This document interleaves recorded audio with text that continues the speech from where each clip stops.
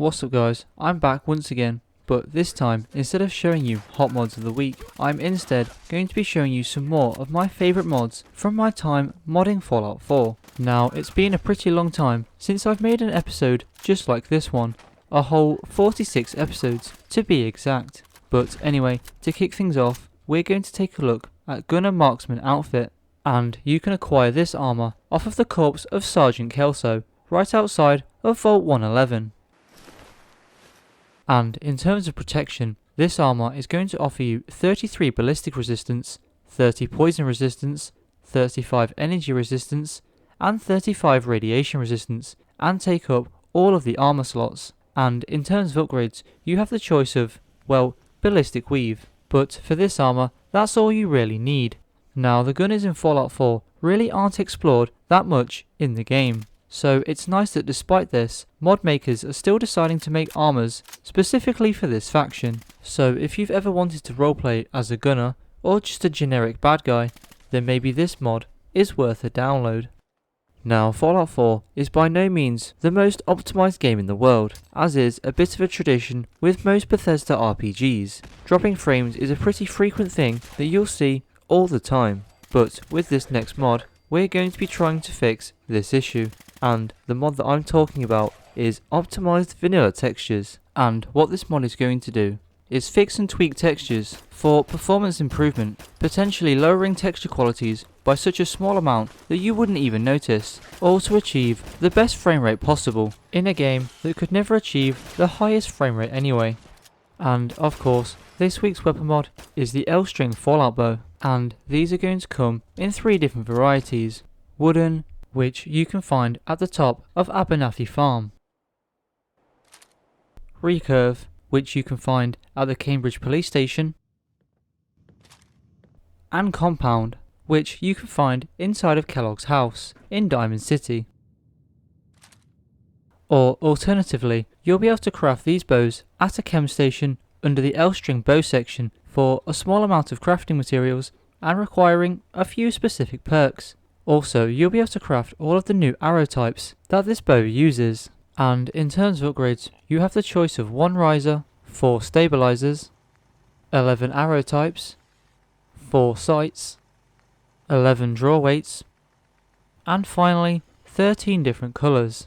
Now if you ask me, adding a bow into Fallout 4 is potentially one of the most ambitious modding projects that I've ever heard of, and the mod author has done an absolutely excellent job of this, to a point that if you didn't know this was a mod, you might even think that this was in the base game. Also, another very interesting thing about this mod is that most of the arrows that you fling into your enemies can be retrieved again afterwards, so you really don't go through too much ammunition. Now with this one single mod, I can combine my 2 biggest gaming addictions, settlement building in Fallout and stealth archers of Skyrim. But anyway, let's move on to the next mod.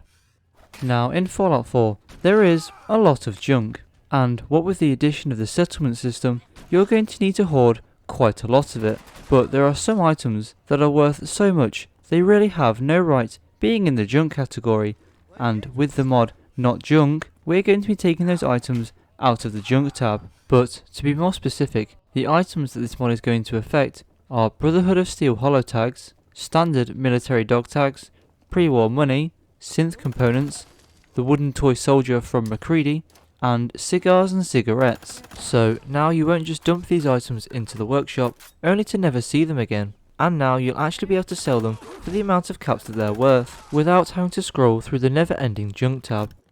Now in Fallout 4, one of the main benefits to having a companion is that you can give them specific armor and weapons to use to best match your playstyle. But the best companion, Dogmeat, gets a significantly smaller list of things that they can equip. But with this next mod, we're going to be changing that with Canine Harness, and you can acquire this by heading to a chem station and looking under the utility section, and you'll be able to craft it for a small amount of crafting materials and requiring Armor 1. And in terms of upgrades, you have the choice of ballistic weave, 13 patches, 8 colours, and finally 3 pouches. So if you're like me and are incapable of doing a playthrough of Fallout 4 without having Dogmeat, then this mod is an absolute must.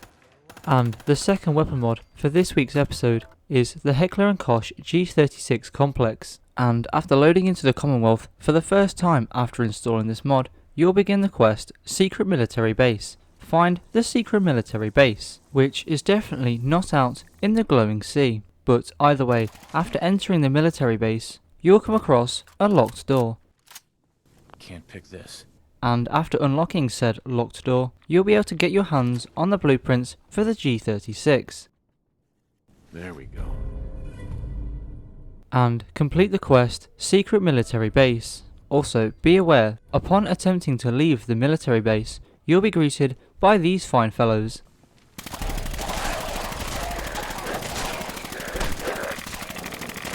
But anyway, now you'll be able to craft your own G36 at a chem station under the G36 section for a small amount of crafting materials and requiring no perks. And in terms of upgrades, you have the choice of 15 receivers, 4 barrels, 1 stock, 2 mag, an amazing 17 sights, 4 muzzles, 4 right side attachments, and finally 6 different damage options. Now this weapon mod has been around for quite a while, and by quite a while I mean literally over 3 years, and I've been using it for almost all of that, even before this channel existed. I mean, this is one of those few weapon mods that ticks all the boxes: fantastic customization, leveled list integration, and a quest to acquire the weapon.